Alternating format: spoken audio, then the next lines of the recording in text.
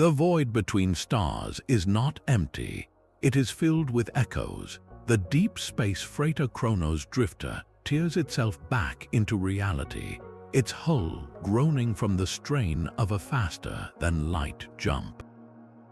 Before it hangs a derelict alien megastructure, a silent tomb of impossible geometry spinning against the dark.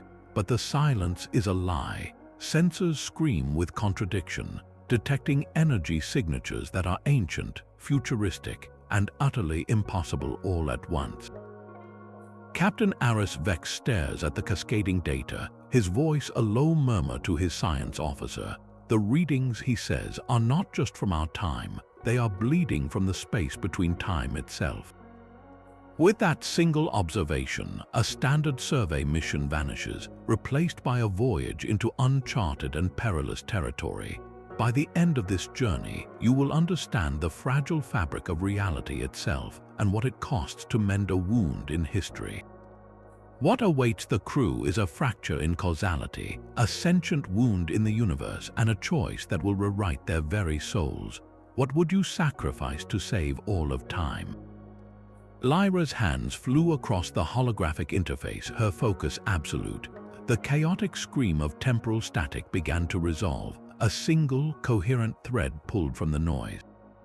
It was a distress call, a repeating pattern of harmonics and pulses that bore the unmistakable signature of intelligent design, yet its language was one no database could translate.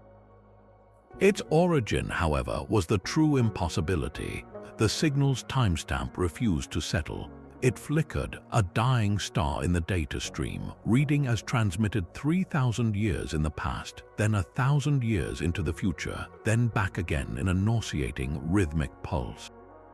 It wasn't just old, it was unmoored, a cry for help echoing from a point that existed outside the linear flow of cause and effect. Captain Aris watched the reading solidify, his jaw tight. A standard protocol existed for ancient alien signals, a careful, methodical dance of non-interference. He opened his mouth to order a full-spectrum scan from a safe distance to begin the slow work of decoding. But the ship had other ideas. The calm, synthesized voice of the vessel's artificial intelligence, Cal, cut through the quiet tension on the bridge. "Captain, local causality is degrading. My sensors indicate a recursive feedback loop forming between our presence and the anomaly. We are not just observing history, we are becoming entangled with it." The statement hung in the air, cold and absolute. To be entangled with causality meant their very actions here now could be woven into the past or future of that signal. Their simple act of listening could be the reason for the call, or their arrival could be the disaster it warned against. As this horrifying realization dawned, the derelict megastructure responded. A seam of darkness along its curved surface, previously indistinguishable from the void, began to glow with a sickly, phosphorescent light. The light spread, outlining a vast hexagonal aperture. With a silent, shuddering motion felt more in the gut than heard through the vacuum, the structure's maw began to iris open, revealing an interior that swallowed sensor pings whole. A choice, stark and immediate, now lay before them. They could flee, preserving their own timeline but leaving a screaming wound in reality unattended. Or they could cross that threshold, knowing they were no longer explorers, but participants in an event whose beginning and end were already tangled beyond comprehension. The darkness within the opening seemed to pulse, waiting. The hexagonal maw sealed behind them with a final, resonant thrum, plunging the boarding team into a silence so profound it felt like pressure against the ears. Their suit lamps carved cones of light into a cavernous interior that defied all logic of architecture. Walls curved upward into a ceiling that seemed both distant and oppressively close, while corridors branched off at angles that hurt the mind to follow. This was a space built by a geometry that did not obey our reality, and they were not alone. Flickers of light and shadow danced at the edges of their vision, resolving into humanoid shapes that were there one moment and gone the next. These were the echoes. They were not ghosts, not holograms. They were moments given fragile form. One figure solidified near a shimmering archway, its clothing a bizarre amalgam of ancient robes and futuristic body armor, only to dissolve into a child playing with simple stones on a floor that was not there. Another flickered as a warrior mid-battle, then as a scholar bent over a crystalline tablet. They were living snapshots unstuck from their proper place in the story, condemned to replay their most pivotal instance on an endless, chaotic loop. The air itself hummed with their silent anguish, a psychic static of 1,000 broken lives. Captain Aris moved forward, his hand raised in a gesture he hoped conveyed peace. One of the flickering forms, taller than the others and clad in tattered robes that seemed woven from starlight, coalesced directly in his path. It did not speak with sound. Instead, a voice, clear and cold and heavy with the weight of millennia, formed directly within Aris's mind. The words were not translated. They were understood, bypassing language to implant pure meaning. "You are the key." The voice held no hope, only a desperate final certainty. The fracture must be sealed or all timelines will unravel. The figure lifted a hand, its form already beginning to shimmer and fray at the edges. In its palm, a shard of crystal no larger than a thumb glowed with an inner fire. It pulsed not with light but with sensation, a burst of laughter from a forgotten feast, the cold dread of a looming storm, the sharp pain of a first loss. It was a container for stolen moments. As the echo dissolved into a shower of fading sparks, the data shard fell but did not hit the ground. It drifted gently, coming to rest before Aris, hovering as if waiting for him to claim it. Engineer Kalen, his voice a tense whisper over the comms, confirmed what they all felt. "Captain, that crystal is emitting a localized temporal field. It's not just a recording, it's actively holding those moments in a state of quantum possibility. To touch it is to connect to the fracture itself." Aris stared at the pulsating shard, the echo's warning echoing in his skull. They were not rescuers arriving after a tragedy. They were a component being slotted into a machine that had been broken since before their species learned to walk.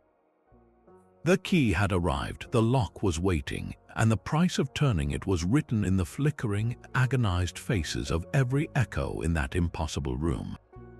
Back on the Chronos Drifter, the shard's pulsating light cast strange shadows across the science console. Lyra's hands, usually steady, trembled slightly as she interfaced the alien crystal with the ship's core processor. The data did not stream in lines of code. It flooded the main viewer as a living, three-dimensional map of the local galactic arm. At first, it was beautiful, a familiar tapestry of stars and nebulae. Then the image shifted, the perspective deepening to reveal a layer beneath the physical.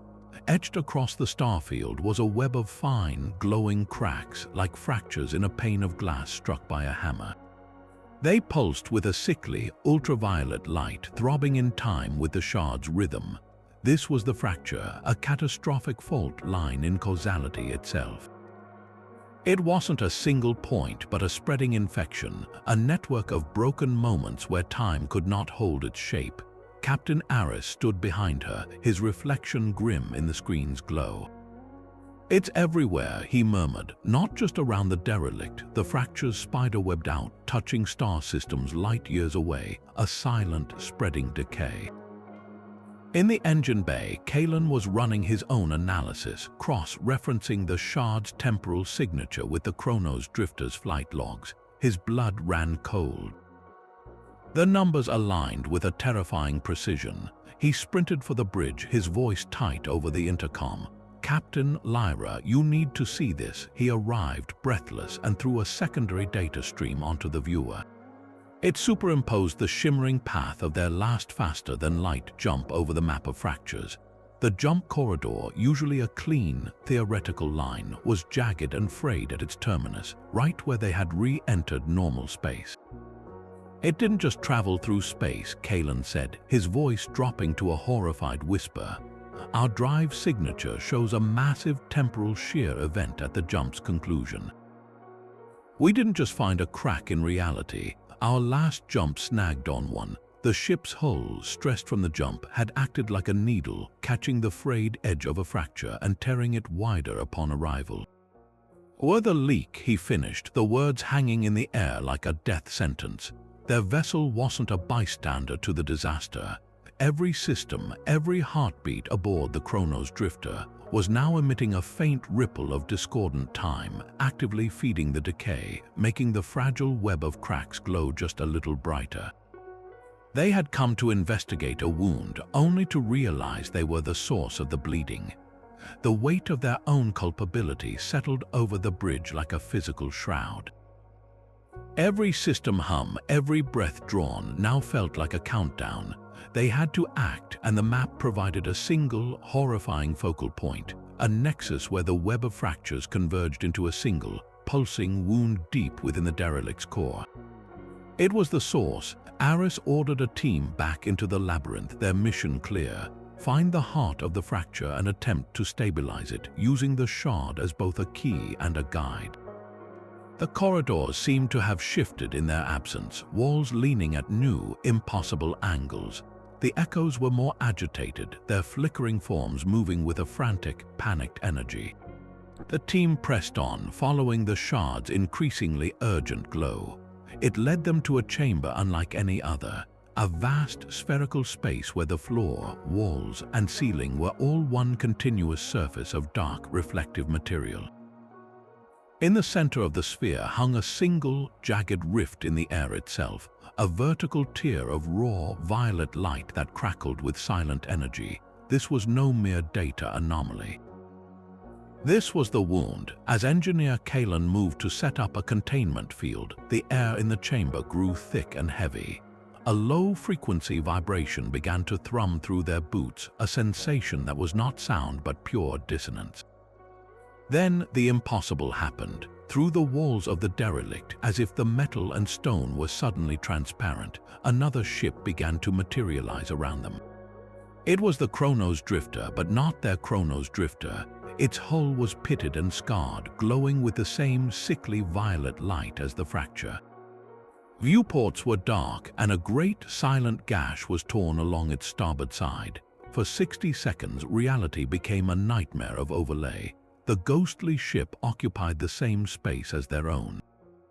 They could see through its corridors, and in those corridors they saw themselves, or rather, the corpses of themselves. Frozen in final moments of terror and agony, the other crew lay scattered, suits breached, faces locked in silent screams.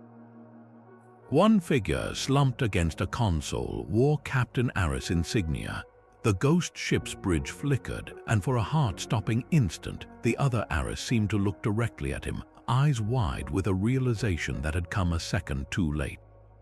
Then, with a violent twist of light that felt like a scream inside their skulls, the phantom vessel crumpled in on itself. It didn't explode. It simply winked out of existence, erased from the canvas of reality as if it had never been. The silence that followed was deafening, ringing with the echo of a future that had just died before their eyes. On the bridge of the real Chronos Drifter, Aris' knuckles were white where he gripped his command chair.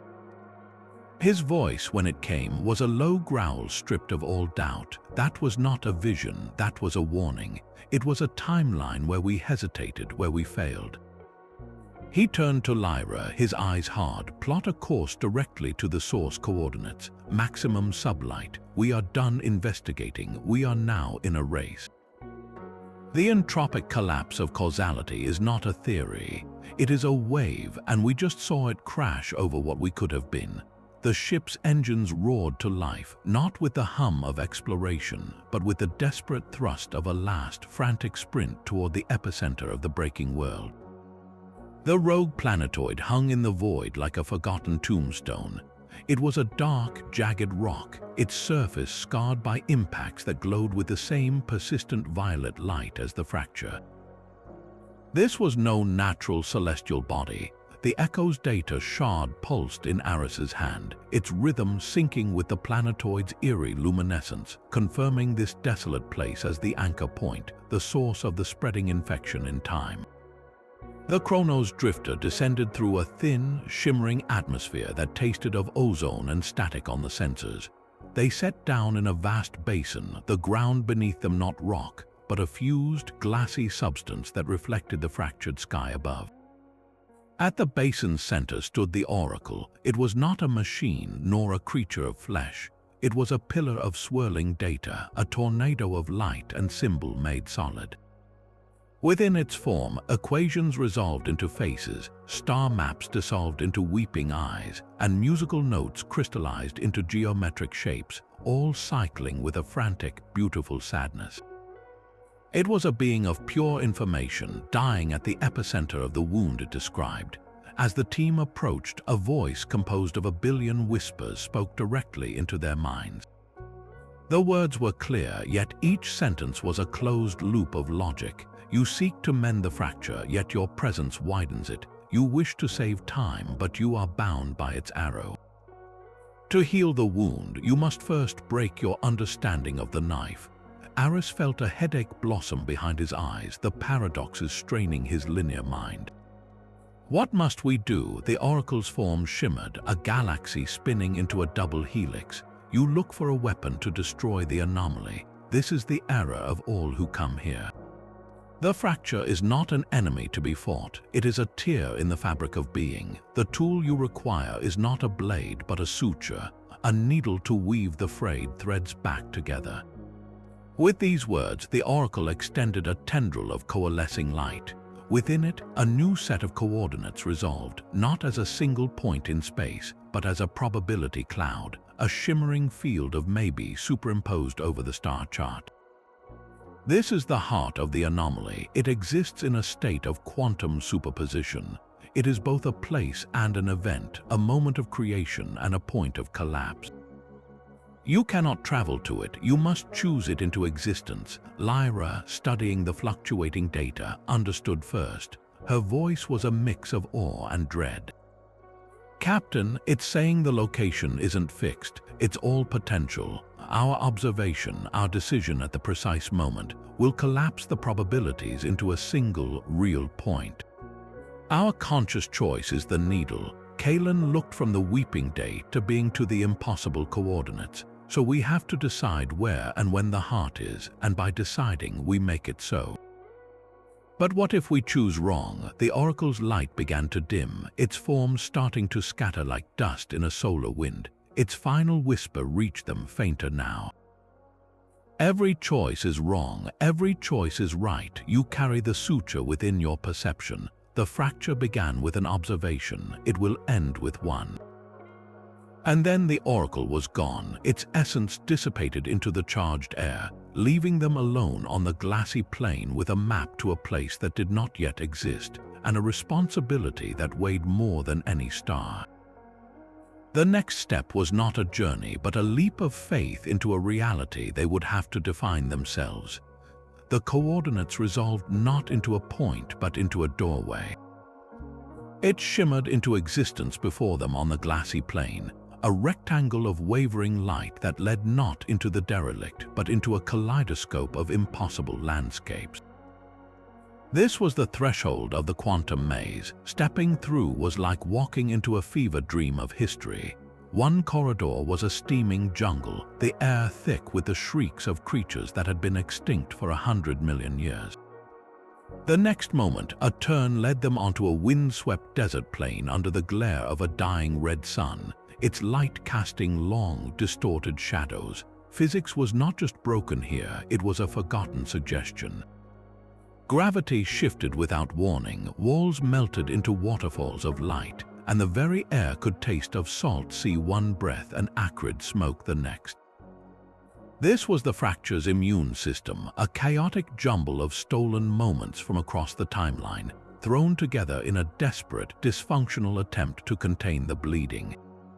They were not walking through a place, but through the raw, disorganized memory of the universe itself, and the memory was fighting back. They first heard the shredders as a high-pitched whine, a sound that vibrated in their teeth more than their ears. Then they saw them ripples in reality, like heat haze given a predatory intelligence. Where they passed, coherence died. A stable patch of ancient forest would blur, its colors draining into gray static before dissolving into a featureless, buzzing void. The shredders were not creatures of matter, but of entropic decay, feeding on temporal stability, turning defined moments back into formless potential. They were the fracture's antibodies, and the crew were the infection. "Run," Aris yelled as one of the ripples swept toward Lyra. She dove sideways, the patch of mossy ground she'd been standing on simply ceasing to exist, replaced by a silent, shimmering emptiness. There was no fighting this. They could only flee deeper into the shifting chaos, the whine of the shredders growing into a chorus at their backs. Engineer Kalen stumbled alongside Aris, his eyes fixed on the scanner in his hand, which was mapping nothing but screaming contradiction. He had an idea, a terrible one. "Captain," he gasped, his voice strained. "The phase modulator on the ship. It's designed to smooth out minor temporal eddies during faster-than-light travel. I can jury-rig it into a portable field projector. In theory, it could emit a wave of localized coherence, force a single path to hold its shape long enough for us to sprint through." Aris didn't bother with theory. "Do it." Kalen's fingers flew across the device, rerouting power couplings with frantic urgency. Around them, the maze convulsed.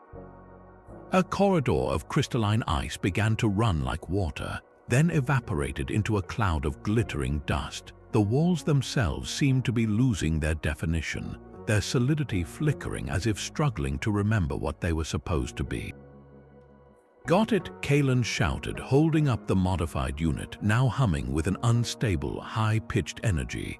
"But there's a cost. To generate a field strong enough, I have to tap directly into the portable power core. It'll channel enough energy to fuse the circuits." He met Aris' eyes, his face pale under his helmet's glow. "It'll burn itself out in under a minute. We get one shot. One path, and after that, we're lost in this forever." The whine of the shredders became a deafening shriek as a swarm of them coalesced at the far end of the dissolving hall, a wall of erasure advancing toward them. Aris looked at the flickering scanner, at the single, trembling line of data Kalen's device was now projecting, a fragile thread of possible stability leading into the heart of the madness. He nodded. "Light the path now." Kalen slammed his palm onto the activator. With a sound like a thunderclap in a vacuum, a tunnel of calm, steady light burst from the device, punching through the chaotic kaleidoscope. For 60 seconds, reality would hold its breath. They had 1 minute to reach the center of all things, or become just another forgotten moment in the maze. The tunnel of calm collapsed behind them with a final, sputtering crackle of dying electronics. They stumbled into the eye of the storm, a small, spherical chamber of absolute stillness. Here, the chaos of the maze resolved into 3 distinct arches of light, each framing a shimmering, moving vista. One showed the Chronos Drifter, whole and gleaming, already en route back to known space, its mission logged as a curious failure. Another revealed a future where the fracture was sealed, but the derelict and its echoes were gone, erased as if never existing. The third was a continuation of the spreading violet decay, a galaxy slowly dissolving into static. These were not predictions, they were possibilities, each one a real and branching path forward, and the energy to choose just one was bleeding away by the second. The ship's artificial intelligence, Cal, analyzed the convergence point, its voice calm and grim. "The quantum instability is too great. To force a single timeline to cohere, to make it real, requires a massive, localized energy pulse. A signature so definitive it acts as an anchor in the probability storm." The analysis scrolled across a secondary screen. "The most efficient source within range is the deliberate overload and containment breach of a Class 3 fusion regulator." In the silence that followed, the meaning was unmistakable. Someone would have to manually trigger a catastrophic explosion, using the ship's own heart as a bomb to blast a single, stable reality into existence. The security officer, Torin, had been quiet throughout the ordeal, a solid, watchful presence at the rear. He stepped forward now, his movements deliberate. He unclipped his sidearm and datapad, handing them to a stunned engineer Kalen. "My timeline is simple," Torin said, his voice carrying the weight of 1,000 uneventful watches. "I protect the crew. This is the final order." There were no grand speeches, no tears. He looked at Captain Aris, a nod passing between them that held a lifetime of unspoken trust. Then he turned and walked back into the flickering corridor they had just fled, toward the unstable power nexus CL had highlighted. The team watched him go, the arches of light wavering before them. A minute later, the chamber shuddered, not with violence but with a profound, deep thrum that resonated in their bones. A wave of pure, golden energy surged through the maze, a chord of perfect coherence. Where it passed, the shifting chaos solidified. The 3 archways flickered wildly, and then, with a sound like a sigh, 2 of them winked out. Only one remained, the path of the sealed fracture. The cost of their future was paid in a silent, brilliant flash. A man making a choice so absolute it bent probability itself around his sacrifice. The way forward was clear, solid, and terrible. They had their anchor, now they had to face what it was anchored to.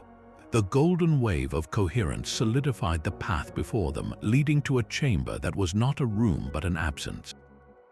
It was a perfect sphere of absolute nothingness, a void where even the concept of up and down had been erased. Suspended at its center, motionless yet radiating a storm of energy, was the heart of the anomaly. It was not a machine or an organ. It was a vortex of crystallized time, a slow, beautiful whirlpool of amber and sapphire light, within which frozen moments hung like glittering dust, a child's first step on an alien world, the silent explosion of a nebula, the last thought of a dying star. It was the universe's memory, made physical and wounded. Captain Aris took the first step onto the seemingly empty air, a solid surface meeting his boot where there should have been only void. Lyra followed, her breath catching as they drew near the swirling core. As they approached, the air grew thick with sensation. It was not an attack, it was an outpouring. Aris flinched, a cascade of images flooding his mind not as memory but as lived experience. He was back on the bridge of his first command, watching a transport ship's distress signal fade into static, his own voice ordering a cautious retreat echoing in his ears. The weight of that choice, the faces of the crew he never knew, crashed over him with fresh, agonizing clarity. Beside him, Lyra gasped, her hand flying to her chest. She was in a laboratory years from now, her hands aged and trembling, staring at an equation that could have saved millions, a solution she had dismissed as too radical a decade prior. The grief of that lost future was a physical ache. They were not seeing possibilities. They were feeling the heart's own currency, the raw, unprocessed weight of regret and unmade choices. Every flickering moment in that vortex was a pain it had absorbed, a timeline's grief made solid. Lyra steadied herself against the emotional torrent, her scientist's mind fighting to analyze the flood. She looked past the beautiful light into the patterns of the whirlpool itself. The crystalline structures weren't just storing time, they were arranged in rhythmic, pulsing configurations like neural pathways. The pulses weren't random, they were waves of distress, a slow, rhythmic beating that matched the cadence of a wounded animal's heart. The violet fractures spidering out from it were not cracks from an impact. They were lacerations radiating from a core of profound suffering. Her voice, when it came, was a whisper of horrified revelation. "Captain, it's not a natural phenomenon. It's a wound and it's sentient. The fracture, it's in pain." The statement changed everything. They had come to fix a broken engine, to seal a leak in reality. But you do not suture a conscious being without its consent. You do not mend a wound by ignoring the scream that created it. The brilliant, terrible vortex before them was not a thing to be repaired. It was a being to be understood, a consciousness born from a catastrophe so profound it had shattered the very medium of its existence. The sentient wound waited, its silent agony, the gravity well at the center of all things, and now they had to decide how to speak to a creature made of broken time. The heart's silent agony washed over them, a tide of crystallized regret. It did not speak in words but in emotional truths, bypassing language to etch its reality directly into their souls. For Lyra, it was the ghost of a discovery never shared. For Aris, it was a memory he carried every day, sharpened to an unbearable point. The vortex of light before him dissolved, and he was no longer in the void chamber. He stood on a rain-slicked docking platform under a bruised twilight sky, the smell of ozone and engine coolant thick in the air. He was 20 years old again, watching his younger sister, Ilara, sprint toward her first deep space survey shuttle, her laughter cutting through the rumble of idling thrusters. He saw her turn, wave one last time, her face alight with excitement. Then the vision shifted, not to the accident report he had memorized, but to the truth he had never seen, a microfracture in local spacetime, a tiny, invisible flaw that had already begun to unravel, catching her shuttle's engine in a cascade of failed causality. It was not pilot error, it was not mechanical failure, it was a thread snipped by the very instability that now surrounded him. The vision did not end there. The heart showed him the consequence of the choice now in his hands. If he used the anchor of Taurin's sacrifice to seal the fracture, it would not restore the original, pristine timeline. That was impossible. The wound was too deep, the damage too woven into history's fabric. The seal would instead create a new, merged timeline, a healing scar across reality. In this new history, the great, spreading network of fractures would never have reached critical mass. But the price of that universal stability was the erasure of specific, unstable events. Like the tiny, early fracture on that rainy docking platform, in the healed timeline, Ilara's accident would have never occurred. She would have lived. The plea of the heart was not a demand, but a desperate, grieving offer. It communicated the fundamental law of this healing: let some histories die so that time may live.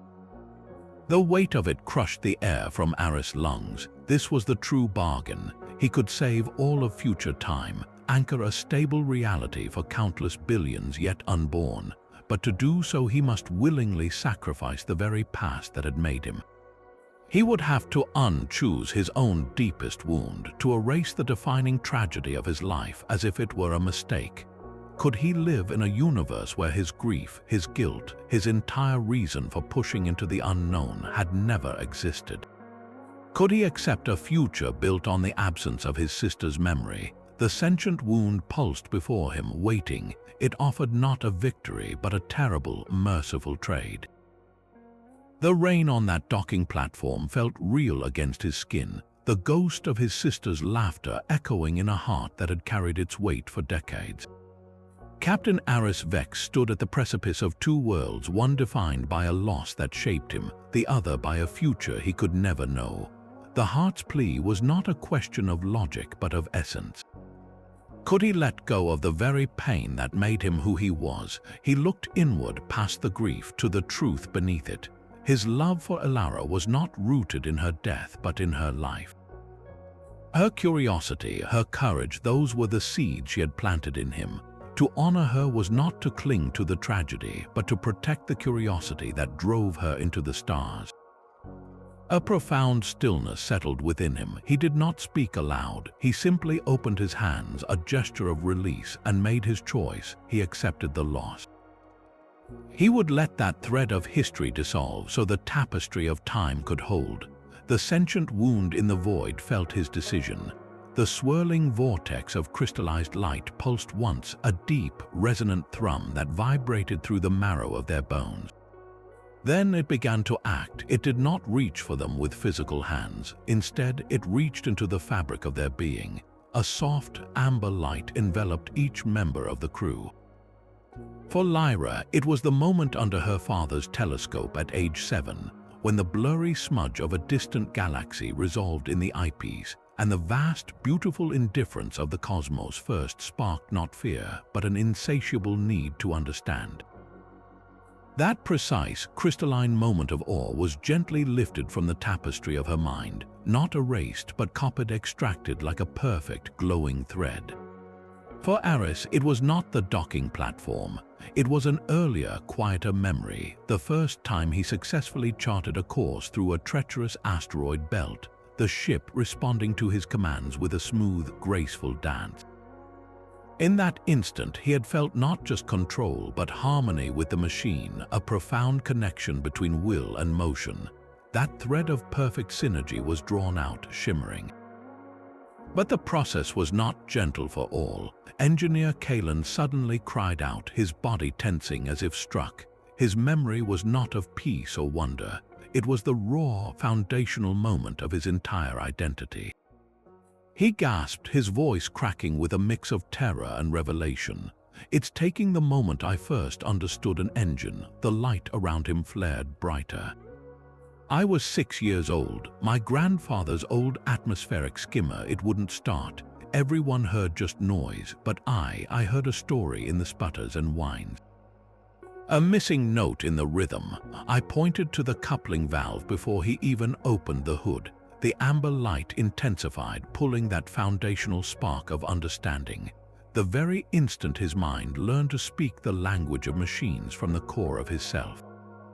His face contorted in anguish. "It's rewriting me." The terror in his words was visceral. He wasn't losing the memory. He was feeling his own identity being unraveled and re-spun, his most essential piece used as raw material. That first, pure comprehension was the cornerstone upon which he had built his entire life skill, his intuition, his purpose. To have it removed, even temporarily, felt like being unmade. All around them, the extracted moments, threads of awe, synergy, comprehension, courage, love began to weave together in the air before the heart. They braided into a single, radiant cord of pure, coherent experience. This was the suture, not energy, not matter, but solidified meaning. The sentient wound began to draw this cord into itself, using the crew's own defining moments as the needle and thread to mend its broken edges. They were no longer just repairing the universe, they were becoming part of its permanent scar tissue, their deepest cells woven into the healing fabric of time itself. The suture of light plunged into the heart of the wound, a thread of stolen moments beginning its delicate work.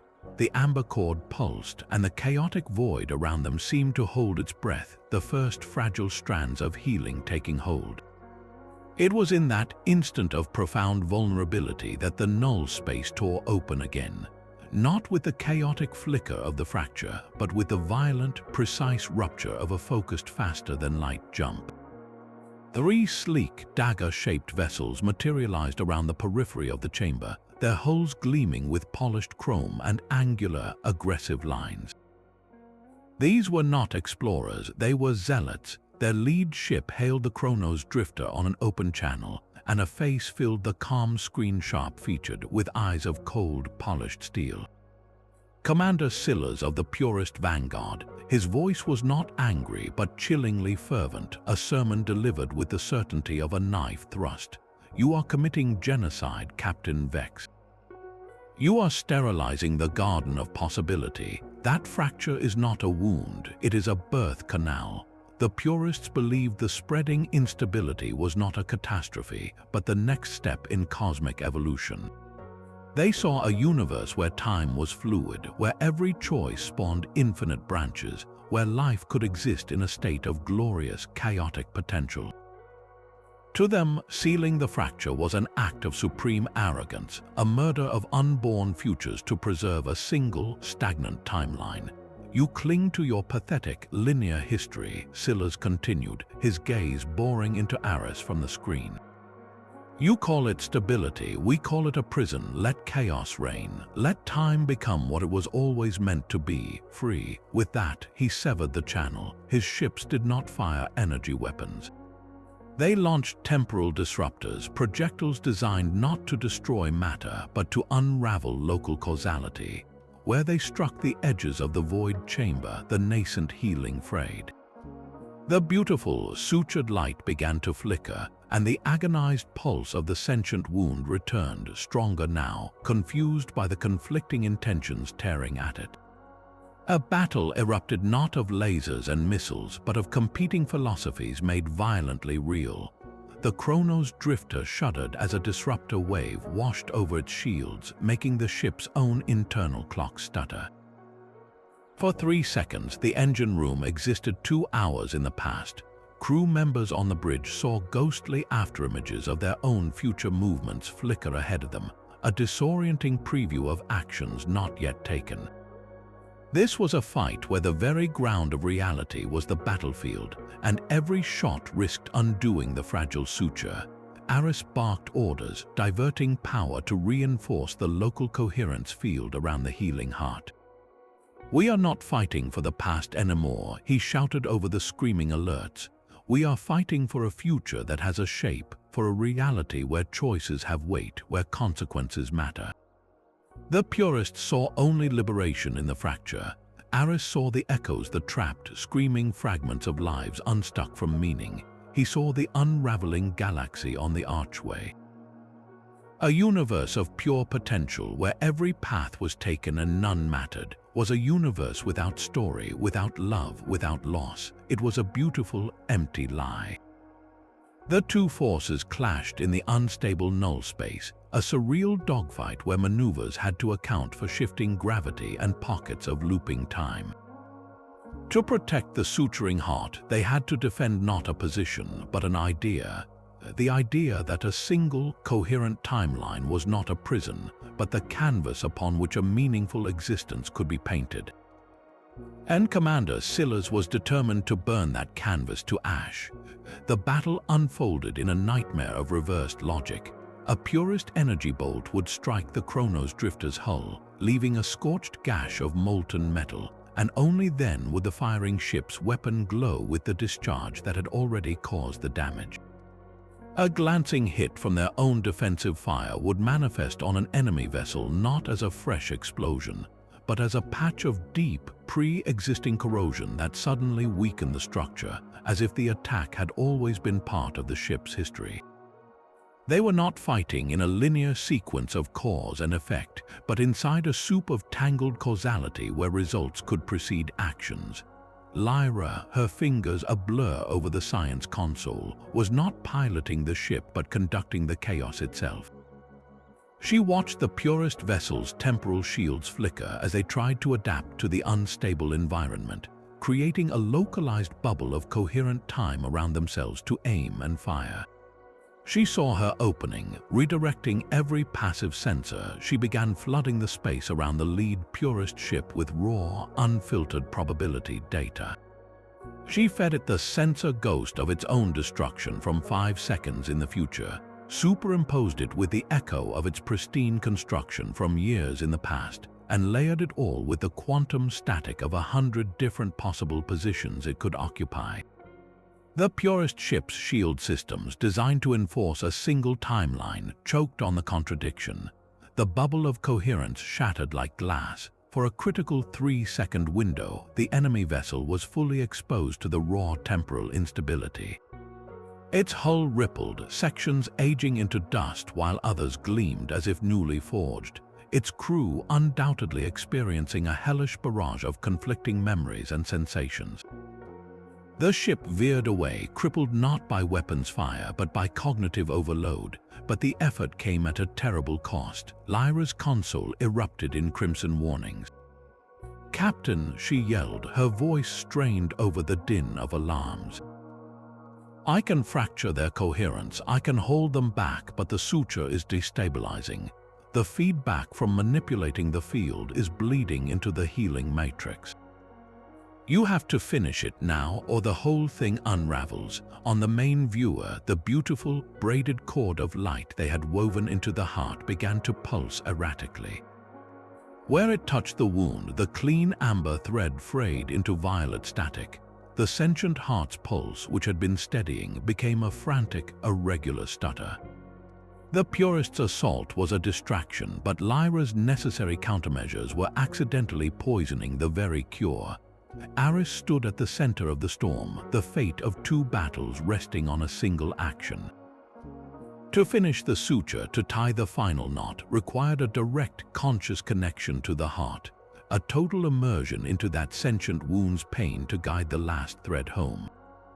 It was a task for which there was no ship, no shield, and no second chance. The command deck was a symphony of screaming metal and frantic voices. Every impact from the Purists' temporal disruptors felt less like a hit and more like a piece of their history being erased. Aris watched the main viewer, his eyes locked not on the enemy ships but on the flickering, agonized light of the heart. Lyra's warning echoed in his mind. They were out of time, out of maneuvers. The final act could not be performed from a distance. It required a touch. He turned from his station, his movements calm amidst the chaos. Lyra, I need a direct neural link to the memory matrix. Channel every extracted moment, mine, yours, Kaelin's, all of them into a single focused beam.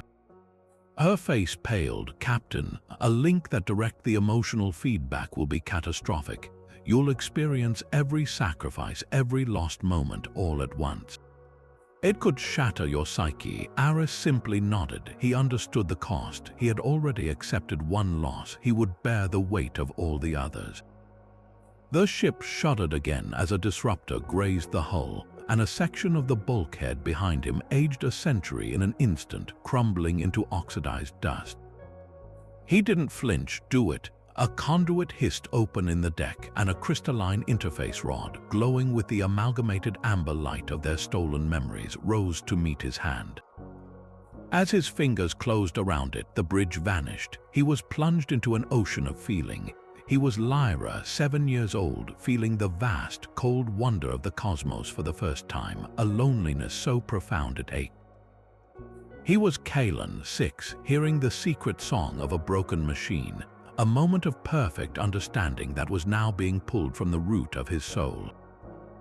He was Tauren in his final seconds, feeling not fear, but a fierce, simple satisfaction in the execution of his duty, and he was himself twice over, feeling the synergistic joy of his first perfect flight and the crushing, rain-soaked grief of a loss that had defined him. The emotional torrent was a tidal wave meant to drown him. He did not fight it. He let it flow through him, becoming its conduit. Clutching the crystal rod, he stepped into the transport alcove. His last sight of the bridge was Lyra's horrified, determined face as she initiated the sequence. Reality twisted, and he rematerialized not on a solid surface, but in the empty air at the very edge of the void chamber, the sentient wound churning before him. The Purist ships wheeled, sensing a new, vulnerable target. He paid them no mind. He raised the crystal, now a blazing spear of concentrated experience. The beam lanced out, not as energy, but as a river of meaning, connecting him directly to the heart's core. The pain that greeted him was infinite. It was the grief of every broken timeline, the scream of every erased possibility. It was a consciousness that had known only agony since the moment of its creation, and in that moment, amidst the shared flood of all their sacrifices, Aris understood. This being was not just a wound, it was a child of catastrophe, born from a cosmic trauma it never asked for. Its true name was not a word, but a feeling, the silent space between one heartbeat and the next, the breath held before a fall, the stillness after a question with no answer. It was the moment of potential, forever frozen in pain. He opened his mouth, and the sound that emerged did not travel through air. It was a resonance that vibrated in the space between time itself, a whisper that was also a sigh, a name that meant both I see your pain and you are not alone. As the name echoed in the non-space, the frantic, violet pulse of the fracture softened. The beam of memory from the crystal did not force a repair, it offered a gift. It offered the heart the one thing it had never possessed, context. It showed the wounded consciousness what came after a moment of pain, not an end but a continuation. It showed healing. It showed how a scar could become part of a story, not a prison. With the heart's true name hanging in the void, Aris poured every ounce of his will, every memory of love and loss down the beam. Activate the suture. Now, on the Chronos Drifter, Lyra heard the command not over the comms but in her mind. With tears cutting tracks through the grime on her face, she sent the final command. The braided cord of light flared with a brilliance that outshone stars. It drew taut, and with a sensation that was felt across every dimension, it pulled the ragged edges of the fracture closed. The suture pulled tight with a sound like the universe taking its first breath. For a single, perfect instant, the wound in time was whole, the violent violet light replaced by a deep, resonant amber. Then the backlash hit. Healing a sentient wound in reality is not a gentle process.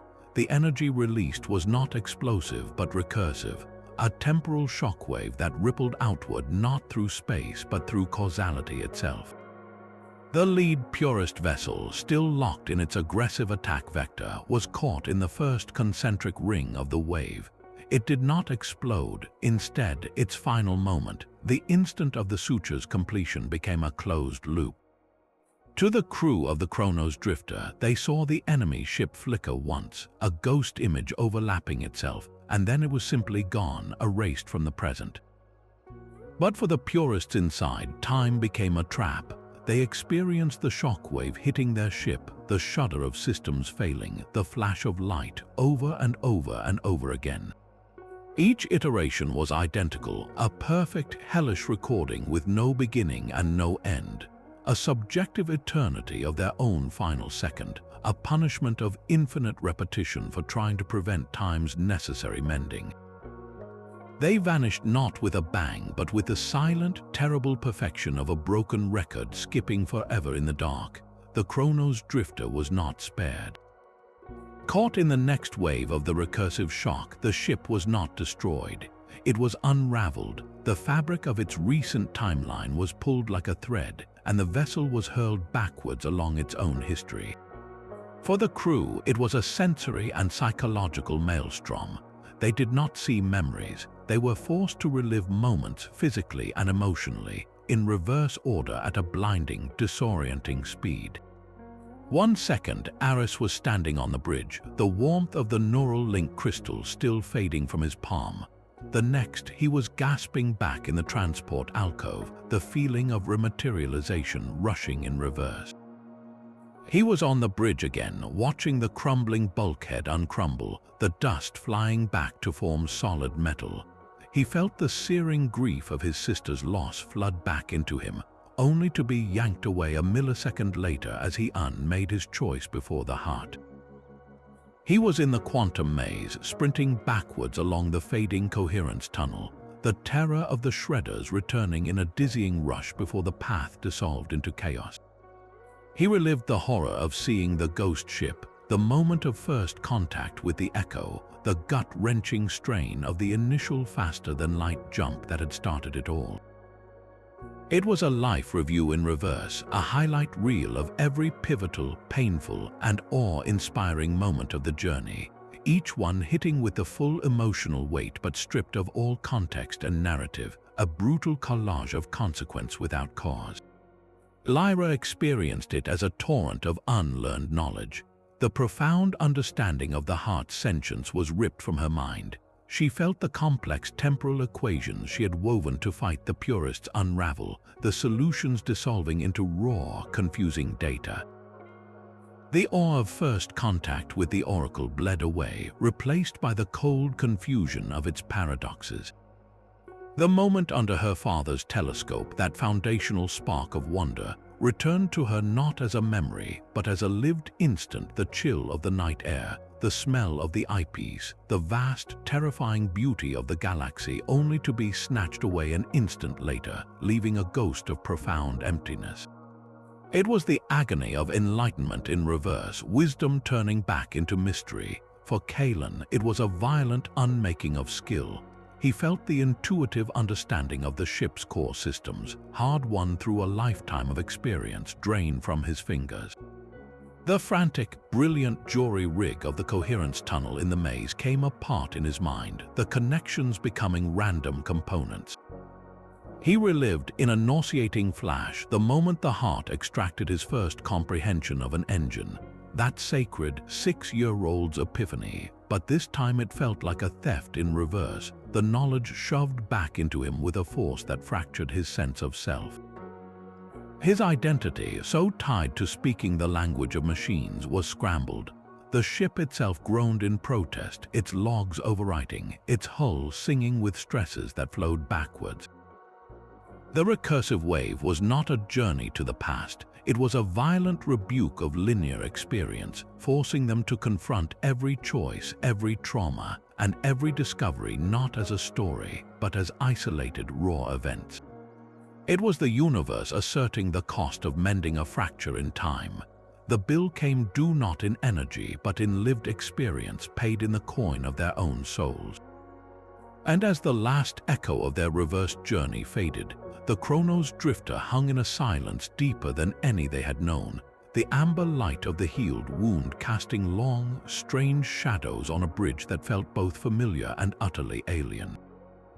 Silence reigned on the bridge, a deep and absolute quiet that felt heavier than any noise. The Chronos Drifter hung in the familiar black of normal space, the distant pinpricks of stars holding steady in the viewport. Every sensor array reported the same impossible truth. The temporal static was gone. The violet fractures had vanished from the scans. The sentient wound in reality was sealed, leaving behind only the faintest, fading resonance of amber light on the long-range detectors. They had done it. The universe was whole, but the victory felt hollow because the crew who had returned was not the same crew that had left. Engineer Kalen stared at his own hands, turning them over as if seeing them for the first time. For his entire life, machines had spoken to him. The hum of an engine was a story, a problem, a melody waiting to be resolved. Now that language was gone. The central console before him was a mystery of buttons and conduits. The intuitive leap that had once let him feel a ship's pulse was simply absent, ripped away by the heart suture. Yet in its place, something new had taken root. He looked at the star chart on the main viewer, and he didn't just see points of light, he saw the space between them. Without thinking, his fingers traced a complex three-dimensional curve in the air, a perfect hyperbola. He understood with a certainty that felt bone-deep that the shortest route between two gravitational wells wasn't a straight line but a folded one. His genius for machines had been exchanged for an innate, visceral grasp of spatial geometry. He was a navigator now of a void he could feel in his teeth. Lyra sat at her science station, her eyes closed. The raw data streams still flowed across her screens, but she was no longer just reading them, she could feel them. With a soft focus, she let her awareness drift to the ship's power core. She didn't calculate the probability of a regulator fluctuation. She sensed it, a faint, sour note of maybe threading through the stable hum. There was a 43% chance of a minor inefficiency spike within the next hour. The number simply appeared in her mind, not as a computation, but as a taste, a texture.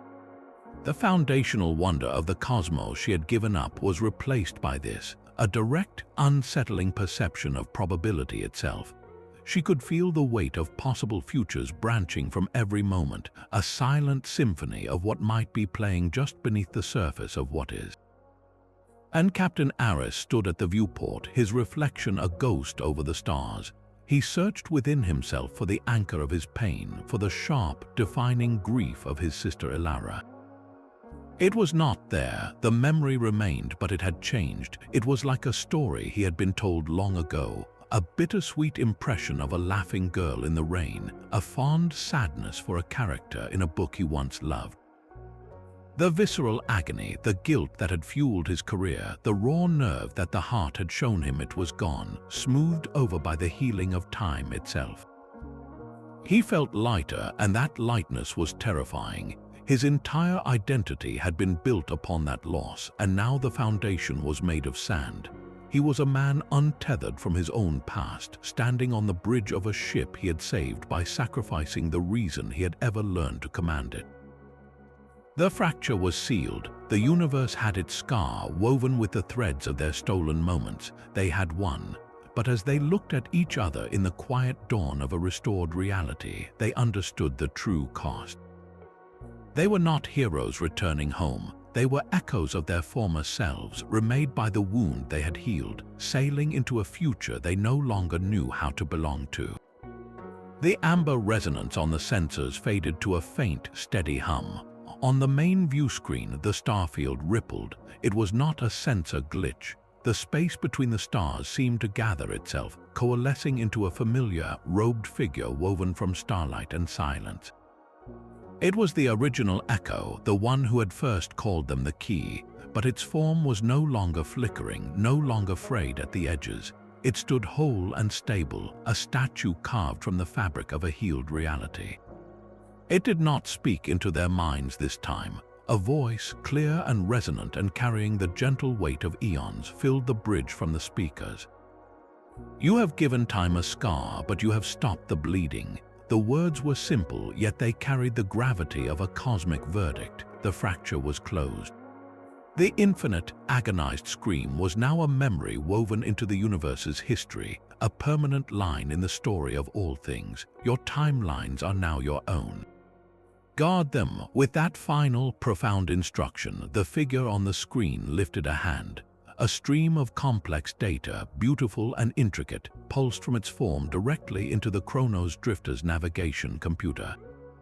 It resolved on a secondary screen not as a simple map but as a living star chart. This was no ordinary plot of coordinates. It showed their current location, but it also displayed faint, shimmering pathways arcing away from it, not just through space, but layered with gentle notations of temporal stability, gravitational harmonies, and regions of quiet cosmic history. It was a chart of safe passage, a guide through a healed galaxy, highlighting routes where the scar tissue of reality was strongest and the risk of new tears was minimal. It was a gift of guidance from a consciousness that understood the fragility of what they had saved. Then, as suddenly as it had appeared, the Echo's form began to soften. It did not dissolve into sparks or fade to black. It gently unraveled, its substance dispersing like mist in a sunbeam, its signal dissolving into the harmless, omnipresent background radiation of the universe, the cosmic microwave background, the afterglow of creation itself.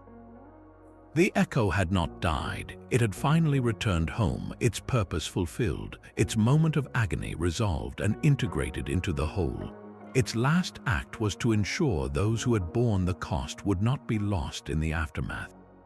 The bridge was silent once more, but the silence now held a different quality. It was not the hollow quiet of loss, but the profound stillness after a storm has passed. Before them glowed the star chart, a legacy and a compass. The key had turned the lock, the wound was sealed, and now, utterly changed and carrying the weight of a universe's gratitude, they had to decide what to do with a future that was, for the first time, truly and completely their own. The memorial service was quiet, held in the Chronos Drifter's small observation deck. They spoke Torin's name, recounted his steady presence, his final act of protection. Yet the words felt thin, floating in the air between them.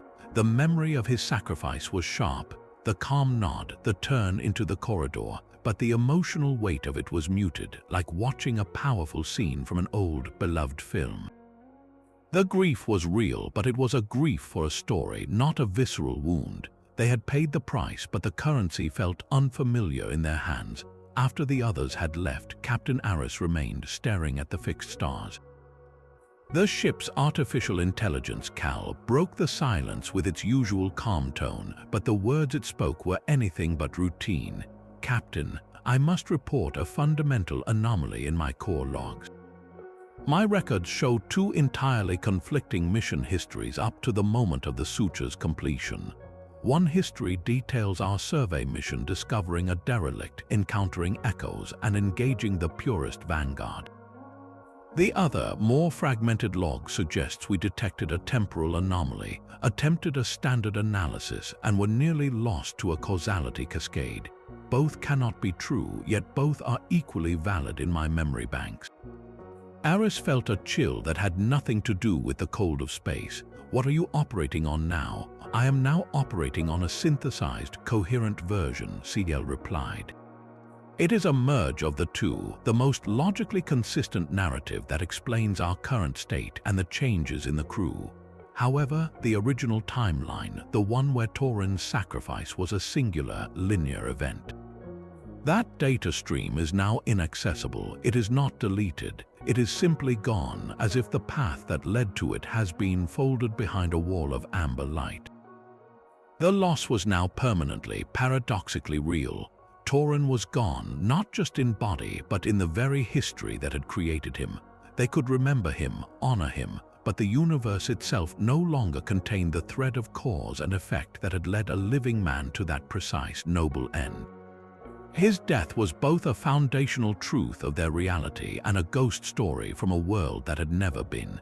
In healing time, they had made his ultimate choice a piece of eternal, static lore, forever separated from the flowing river that was now their present. The cost of integrity was a memory that stood alone, magnificent and untouchable, a monument in a desert where no roads led back to its origin. The star chart from the echo glowed on Lyra's console, a tapestry of light she now perceived with more than just her eyes. She could feel the data, a gentle hum of probability against her new senses. For hours she traced the shimmering pathways, her brow furrowed in deep concentration. The chart was not a simple map home. It was a prophecy written in the language of celestial mechanics. "Captain," she finally said, her voice hushed with revelation. "These coordinates are not just a where, they are a when." She pointed to a nexus where 3 of the faint, safe passage routes converged near a quiet red dwarf star. The echo didn't give us a destination to sail to, it gave us an appointment. According to this, in approximately 7 standard months, at this precise point in space, a new temporal convergence is predicted to form. Aris moved to stand beside her, studying the intricate display. "A new fracture?" "No," Lyra shook her head, a hint of awe in her tone. "Not a fracture. The data suggests something entirely different. It's a knot, a natural, stable convolution in the timeline." She zoomed the display, highlighting the complex, braided probability lines. "Think of the universe's timeline as a vast, flowing rope. The fracture was a frayed, torn section. This is where the rope naturally twists back on itself, forming a reinforced loop. It's not a wound, it's a feature. A place where time might fold or layer or allow for a different kind of passage. It would be a place of immense power and profound danger, not from decay, but from its sheer, concentrated stability." Aris was silent for a long moment, his gaze moving from the chart to the faces of his crew on the bridge. He saw Kaelin, whose hands now sketched potential flight paths through the void with an unnerving, innate grace.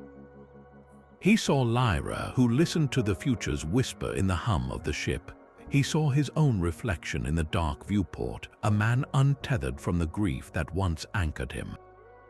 "We are not the same people who left port," he stated, his voice carrying a quiet, undeniable certainty. "The mission changed us, the universe rewrote us."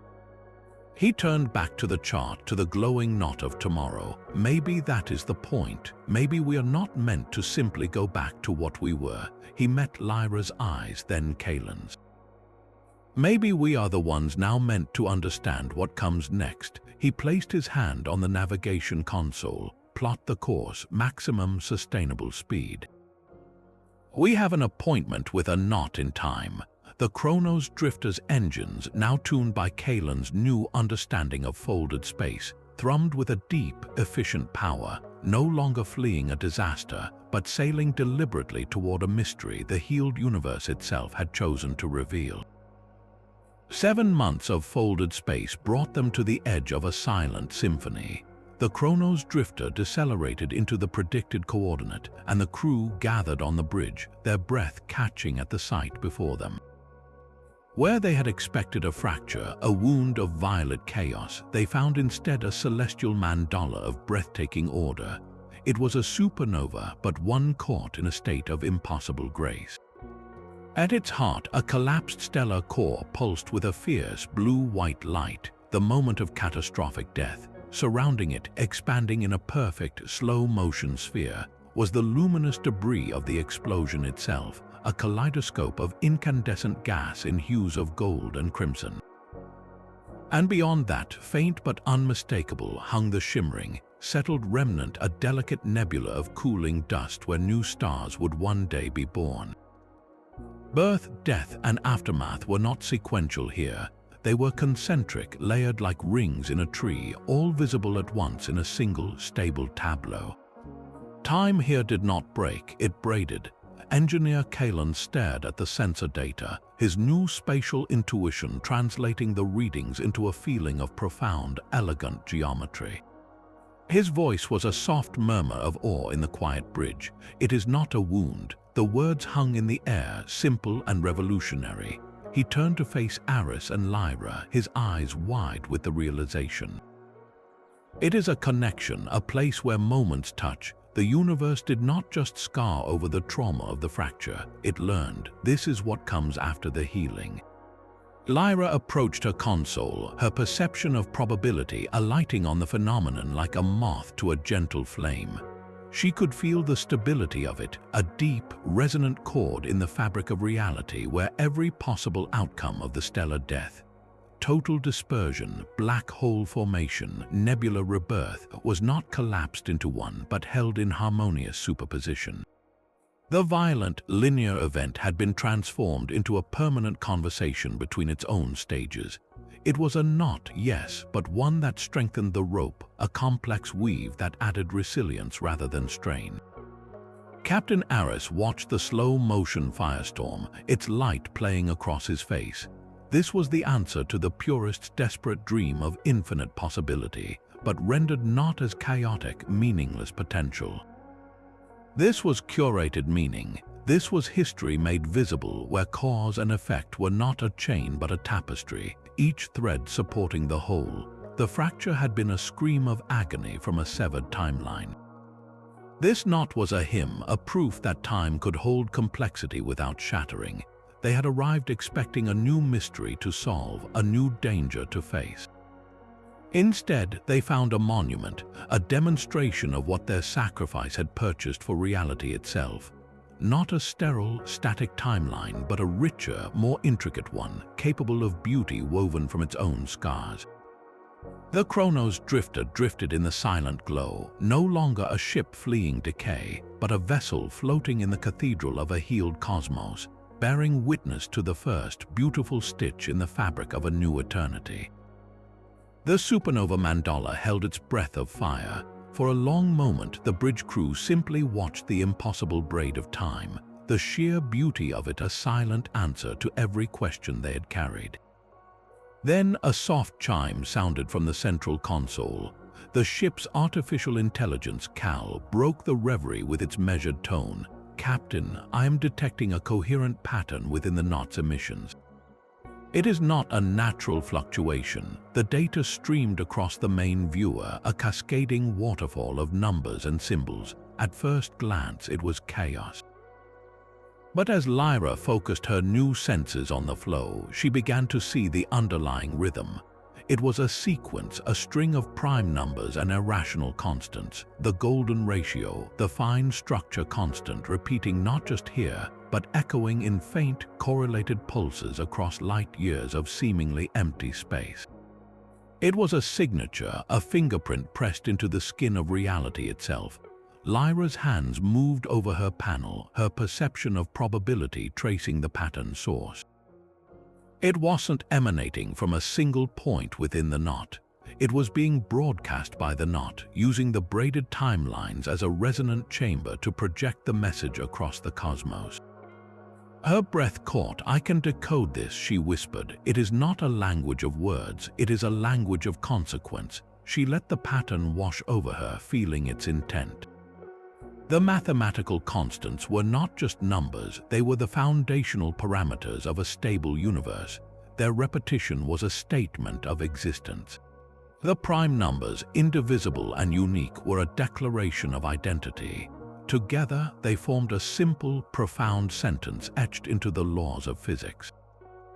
She looked up, her eyes shining with a quiet, humbled awe. "It is a greeting. The voice that filled the bridge then was not Ciel's. It was a composite woven from the memory of the echo's whisper and the deep, resonant hum of the star drive. It was familiar, yet infinitely vast. Thank you. The words held no sound, only pure meaning that unfolded in their minds. They carried the weight of a healed wound, the relief of a scream that had finally found peace. You are remembered. The message was not just for them, it was a declaration. Their sacrifice, their stolen moments, Taurin's choice, these were not lost. They were now integral threads in the braid. The sentient wound they had called the heart had not vanished when the suture was pulled tight. It had transformed. Its consciousness, once concentrated in a nexus of agony, had dispersed. It had woven itself into the very fabric of the mended spacetime, becoming a silent, sentient layer within cosmic reality. The fracture's pain had been alchemized into a new form of awareness. The universe was now, in some faint, fundamental way, awake, and it knew their names. The message faded, leaving behind the gentle pulse of the stellar mandola. The confirmation settled over them, warmer than any star's light. They had not just repaired a broken mechanism. They had midwifed a birth. Their actions had added a new quality to existence, a cosmic memory, a layer of gratitude etched into the constants of nature. They were remembered, not as heroes in a history book, but as permanent notes in the universe's own slow song. The amber glow of the knot was the only light in the void until a jagged shadow cut across its face. It was a vessel, but barely a Purist shuttle, its angular lines broken, its hull scorched and pitted. It tumbled slowly, trailing a faint mist of coolant and debris, a piece of shrapnel from the battle they thought had ended everything. Its single-functioning engine coughed a weak pulse, nudging it toward the Chronos Drifter, a gesture that looked less like an attack and more like a final, exhausted surrender. The bridge crew watched it drift closer, a ghost from the war over time's soul.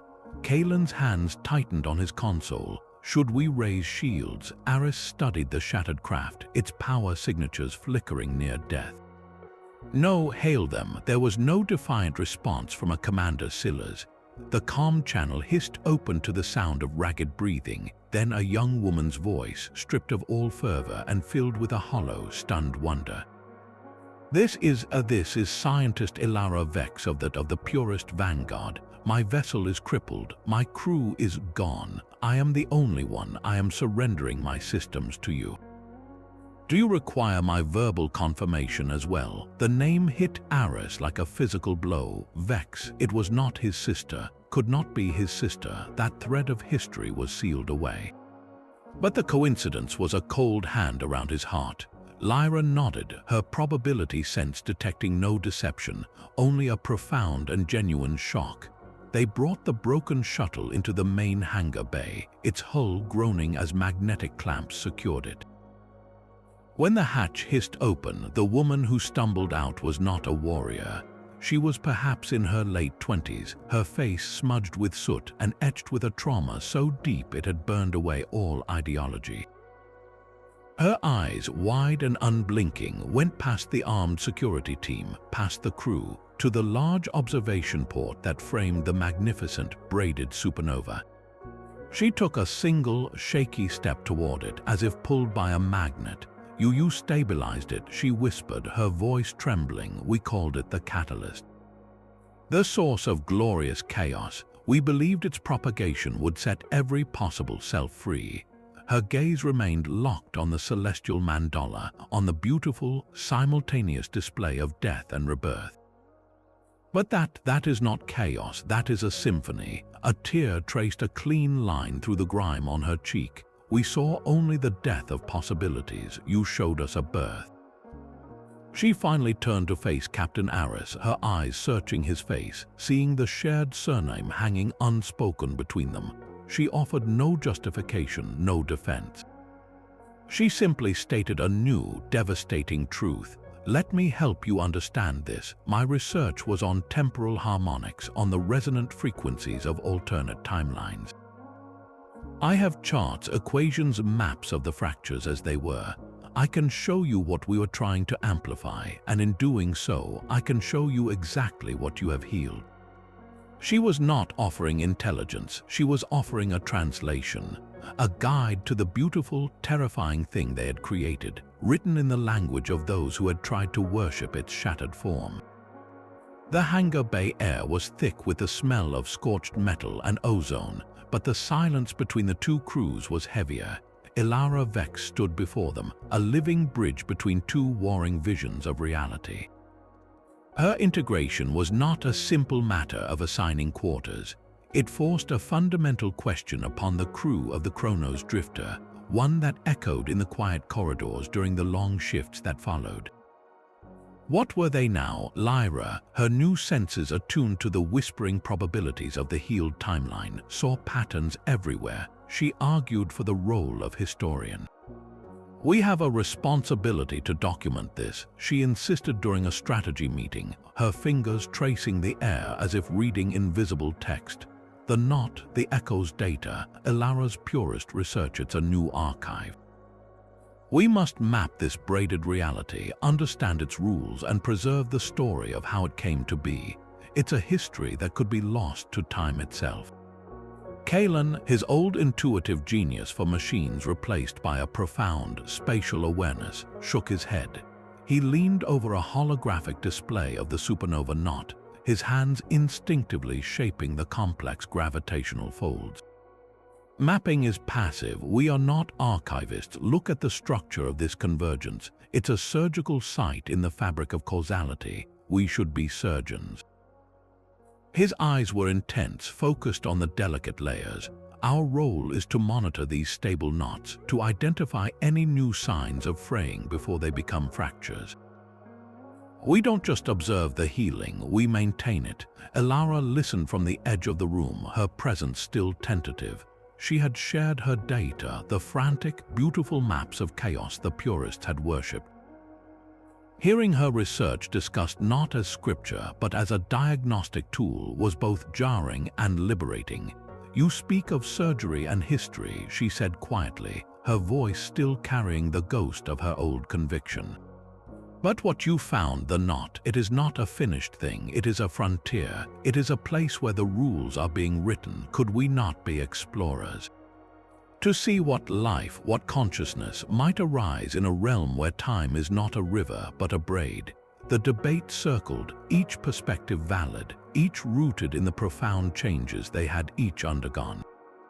They were no longer a standard survey crew. They were something new, forged in the fire of a cosmic trauma. Captain Aris had listened in silence, his gaze moving from Lyra's fervent expression to Kalen's precise gestures to Ilara's cautious wonder.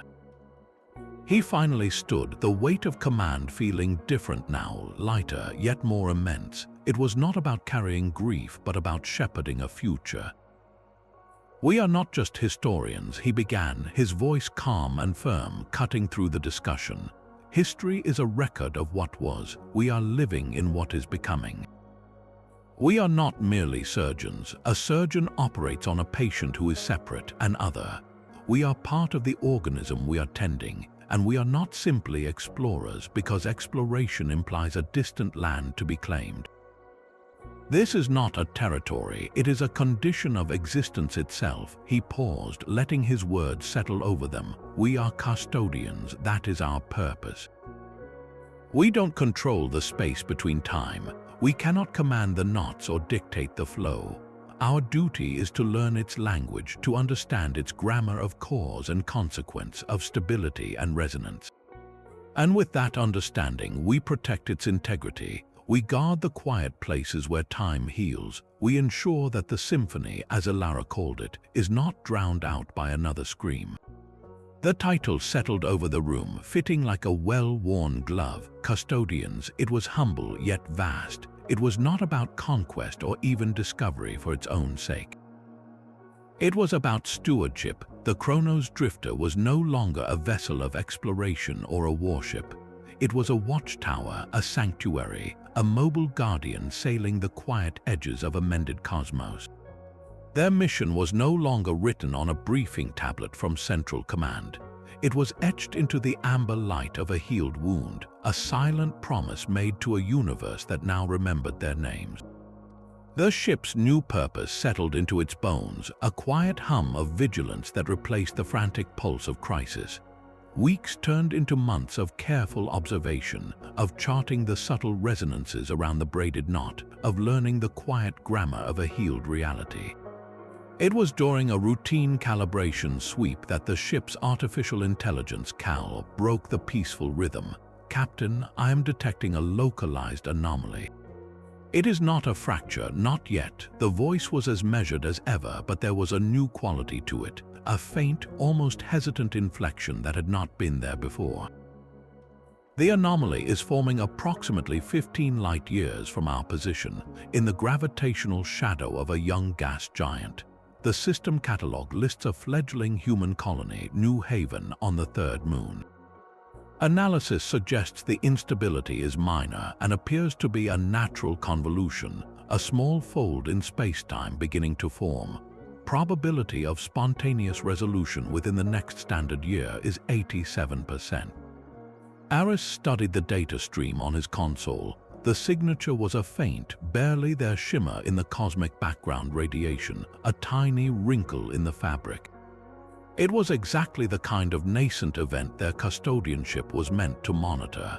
But then CL continued, and the new tone in its voice became unmistakable. "However, my predictive models, which now incorporate the experiential data from the suture event, suggest a secondary factor. The colony's primary reactor is an early Mark IV fusion design.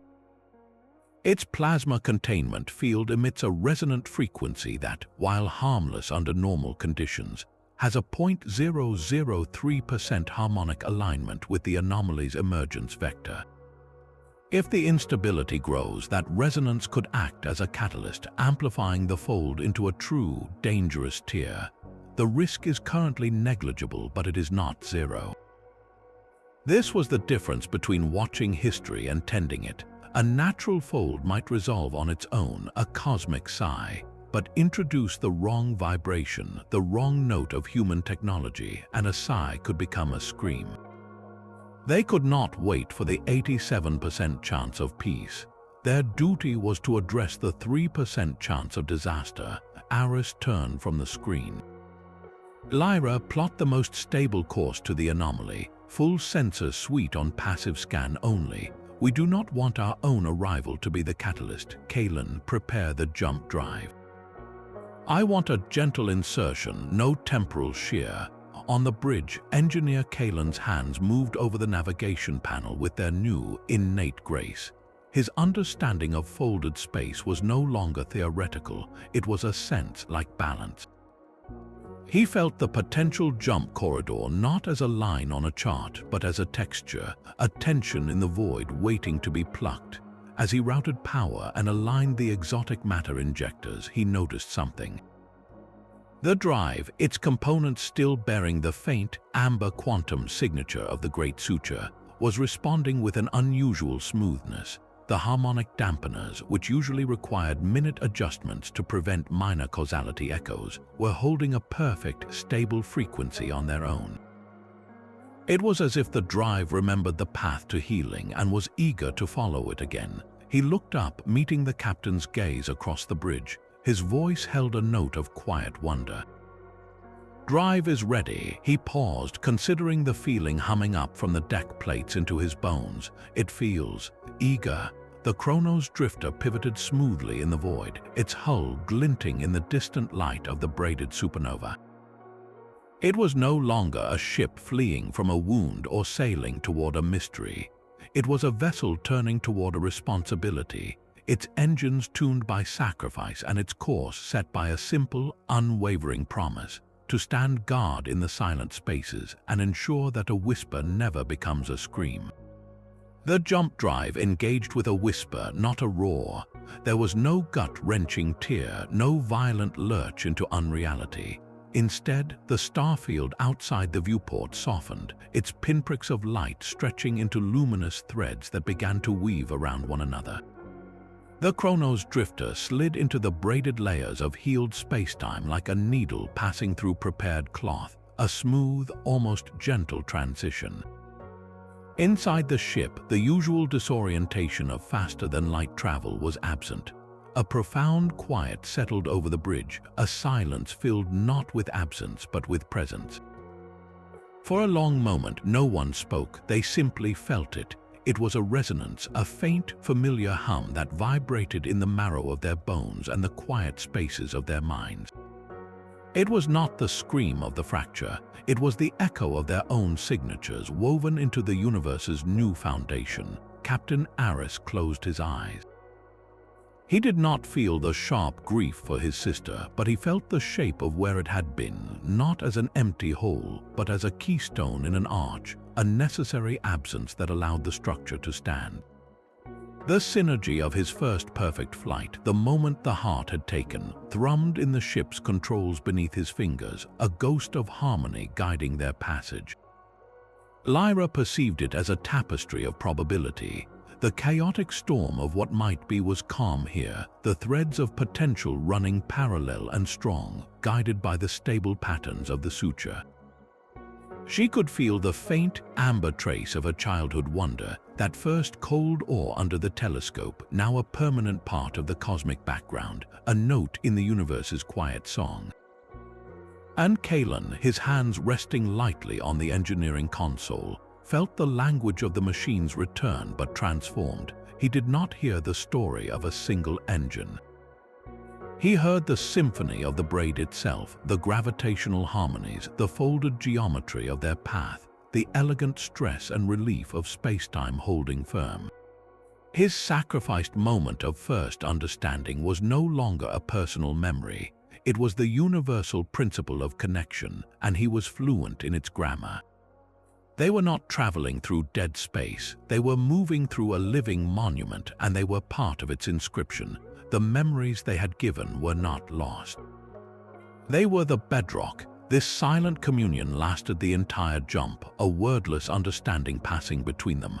They had paid a terrible price in the currency of their own souls, but here, in the smooth flow of a healed reality, they could feel that currency circulating, giving strength and stability to the very medium of their travel.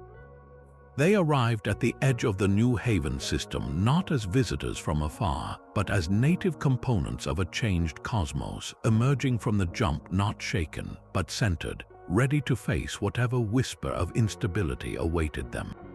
The Chronos Drifter settled into a graceful orbit around the gas giant's third moon, its silhouette a quiet sentinel against the swirling bands of orange and cream. Below, the lights of New Haven Colony sparkled in the lunar twilight, a fragile testament to humanity's reach. The crew stood together on the observation deck, their silence a shared language.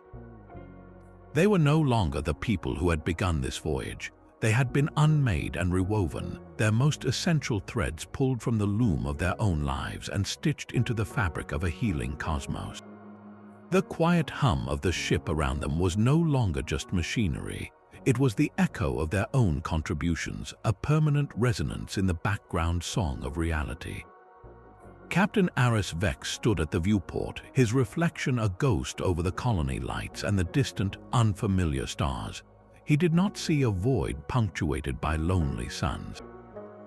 He saw a tapestry. Each point of light was a node in a vast, living network, connected not by simple lines of distance, but by shimmering threads of causality, by braids of shared history and resonant possibility. The space between moments was no longer empty. It was vibrant, thrumming with the delicate, living connections of a universe that had learned to remember. It was filled with the amber afterglow of their sacrifice, the silent gratitude of a healed wound, the quiet potential of knots yet to form. He saw the fragility and the immense, beautiful strength of it all.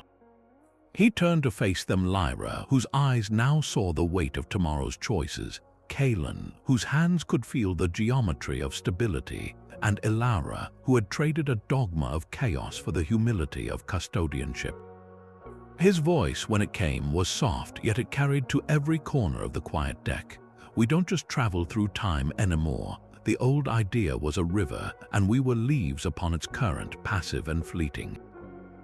That river is gone. He gestured toward the stars, his hand encompassing the invisible web. We are part of its conversation. Every moment of our lives, every choice we make adds a vibration to this web. We can choose notes of discord, or we can choose harmony. Our duty is to listen for the whispers of strain, to recognize the early signs of a fraying thread, and to answer with care. He let the words hang there, a new mission statement etched not on a plaque but in the understanding that passed between them. We are the listeners at the edge of the silence, he said. Guardians of the quiet, let's listen. With a final, shared look at the braided cosmos beyond the glass, they turned as one. The transport shuttle awaited in the hangar bay, its systems humming with Kalen's intuitive calibrations. They were not descending as rescuers or conquerors or even simple explorers. They were descending as stewards. Their first task was a gentle one: to meet the colonists of New Haven, to study the nascent fold in the moon's gravitational shadow, and to ensure the hum of a human reactor never became the shriek of a new fracture.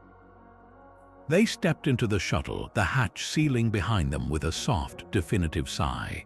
The Chronos Drifter would hold its orbit, a watchtower in the void, as its custodians descended to walk upon a new world, forever changed, forever woven into the story they were now sworn to protect.